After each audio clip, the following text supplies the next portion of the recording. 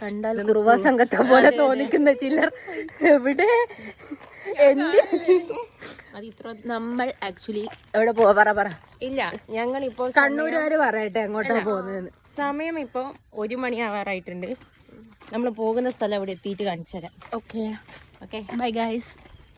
എൻ്റെ ഡിഗ്രിക്ക് ശേഷം ഞാൻ എത്രയോ കാലത്തിന് ശേഷം രാത്രി 2 മണിക്കൊക്കെ പുറത്തിറങ്ങുന്നത്. അപ്പോൾ തെയ്യം കാണാനുള്ള എക്സൈറ്റ്മെൻറ്റിലാണ്.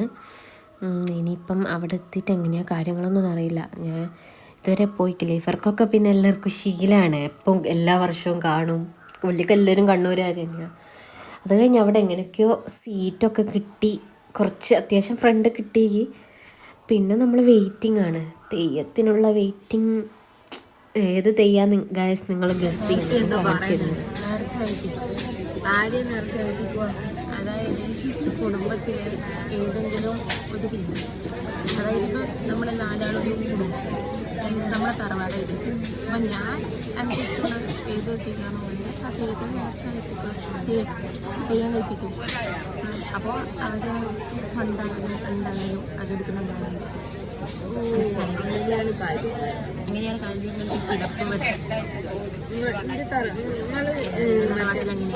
ഇതില്ല കൂടുതൽ തെയ്യം കഴിക്കില്ല വീട്ടിൽ. മുത്തപ്പൻ കഴിക്കും, അല്ലാണ്ടും കഴിപ്പിക്കും. മുത്തപ്പൻ തെയ്യം ഇതുവരെ നമുക്ക് ഇതുണ്ട്.